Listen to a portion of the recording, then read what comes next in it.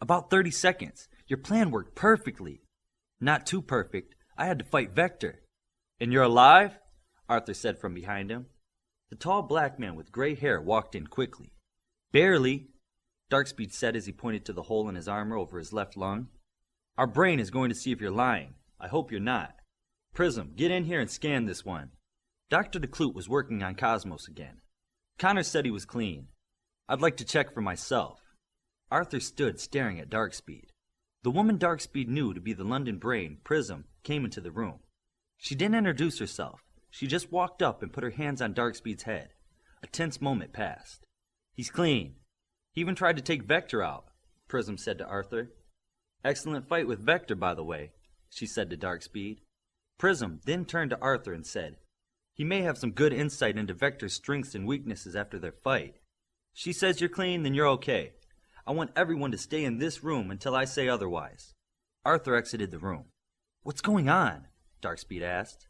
All the transportation ports and all the HU halls opened at the same time. Then bombs came through. With the comms down, it's hard to know what's really happened, Ranger said. Where's your dad? They said he was recalled to New York. I saw fires coming in. Certain government buildings have also been bombed. British intelligence, parliament, and other military buildings have all been hit pretty hard. And that's just here, she said. How? We don't know. We don't even know how many have been hit. There's talk that the satellite systems may have been hit. All global communication may be down. Is everyone being telepathically scanned as they come in the building? Dude, Vector called you his son, a freshly healed Olympian said. He's a villain. Nothing he says can be trusted, Darkspeed said plainly. Olympian and the others quietly looked at him. Where did you get your speed from? I don't know, Darkspeed said quietly. An HU rep came through the door and quickly said, we have 2 kids in the port center refusing to depart. They say they're alphas and they want to see Darkspeed. What are their handles? Darkspeed said. One says his name is Saber, and I didn't get the name of the girl yelling at him. She, Bioforce, and Virtuoso looked at each other and at the same time said, Shroud. Okay, I'll go talk to them. I could use the walk, Darkspeed said. Me too, Ranger said as he jumped to his feet. Eclipse followed the 2 leaders out and looked back at Olympian, who made some kind of uninterested look and turned to watch Dr. DeClute work on Cosmos. Ion jumped up and took the hitter's place before the door closed. Olympian looked over at his smaller friend. How is he? He's going to be fine. I should have the drugs out of his system soon. They're very stubborn, Dr. DeClute said. Glimmer walked to the front of the room, still adjusting her costume. She walked past Bioforce, who was pouring all her power into IQ's body. Bioforce was breathing heavy and her eyes were closed. Glimmer took a quick look at IQ as she passed. His head looks normal, Glimmer said about IQ to the others. I didn't think a dead person could be healed, she said. Bioforce is strong, and IQ was only gone for a second. I guess anything's possible, Virtuoso said, looking over at her friend. She certainly thinks she can do it. Can you check on my parents? She asked Virtuoso. Virtuoso paused for a moment and said, The Tokyo Hall has been hit with a bomb, but the team is okay. Your mother has put the new sentinels in the sky. Thanks. Where did you get a costume? Olympian asked Glimmer. My mother taught me to always keep a drop bag handy. I pulled it out of the dorm when I pulled myself out. I finally had time to put it on. You should have been a Girl Scout, Wave said. Did Vector think he could control Cosmos? I don't think he could brainwash him to do his bidding. I think Cosmos would have wrecked him when he came to, Glimmer said as she rubbed Cosmos' forehead. No, it's not that, Dr. DeClute continued. Vector and Omni worked together for the longest time to unlock the secrets of the Omni power. They could never figure out how it really worked. Vector had a theory that most of the power resided in the blood of the Omni. He was probably going to harvest the blood from our young Cosmos here or worse.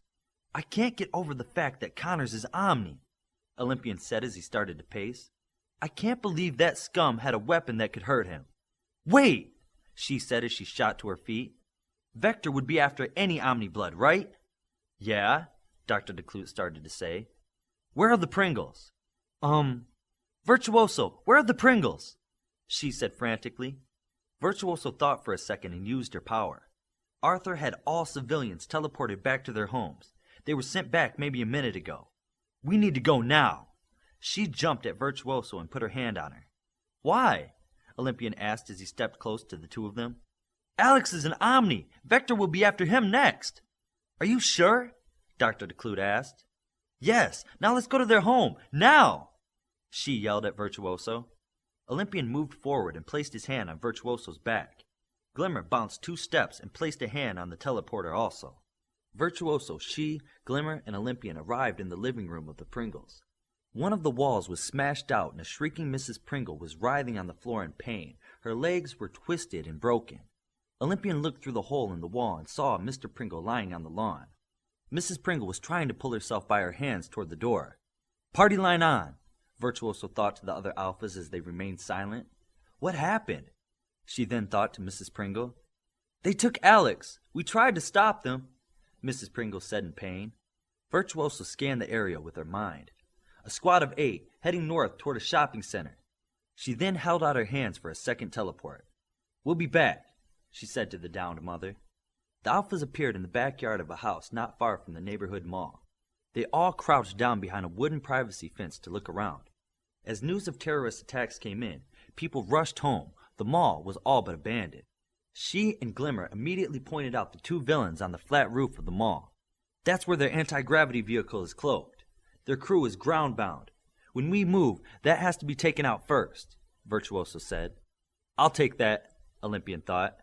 Their squad is 1 leader, 2 stealths, 2 anchors, 3 hitters, and there are no healers or brains. 4 villains came through the backyards with 1 screaming child. She and Glimmer turned invisible on hearing them. Keep the party line open and keep hidden, she thought with a commanding tone.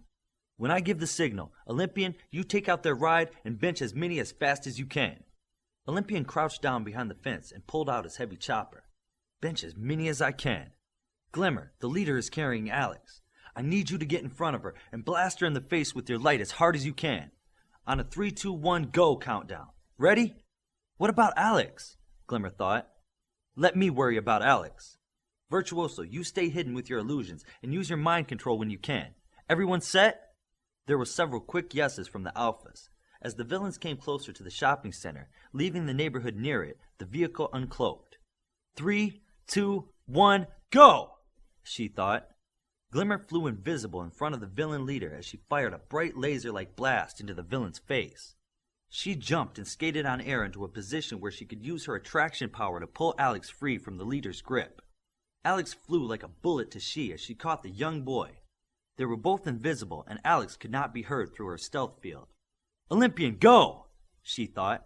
She used her power to repel from the ground and gain some height from those looking for the boy. Olympian streaked in a straight line toward the vehicle. He only maneuvered slightly to tackle one of the villains into their quickly destroyed transport. Find the boy! The leader screamed as she held her blistered and burned face. Olympian and the hitter he tackled into the wreckage broke through the roof and landed in the interior of the mall. Olympian was first to his feet and swung his chopper with deadly force. Help! The villain hitter screamed as Olympian dispatched him. Enforcers and hunters, finish the hitter! Their leader said as she moved back toward the neighborhood. Assassins, find that boy! Assassins are their versions of stealths. They're on the rooftops of the 2 houses. One of them can sense life signs. He's getting a reading on Alex. She, you need to move. Glimmer, fly by and hand off, she thought. Alex, she whispered, you need to be quiet right now. Glimmer flew past she, and with both of them using their precognitive powers, the invisible handoff was flawless. One of the assassins on the ground fired some kind of weapon at she. A tangle of cables with several small sharp hooks struck she. The assassin on the ground then pulled hard to yank she towards the ground. The red armor she wore protected her from most of the sharp hooks. A few struck her face and head. She twisted in the air to pull her 2 short swords out. Before she struck the ground, she had cut the cables off of her. Her landing on the ground wasn't as hard as the assassin had hoped as he closed the distance toward her. She engaged the assassin who didn't have any weapons but seemed to move much faster than her. Olympian was in the thick of the fight against 4 villains. Their attempts to disarm him or slow him down hadn't worked. Fists and fireballs, blunt and sharp weapons blurred around the hitter. He never slowed down.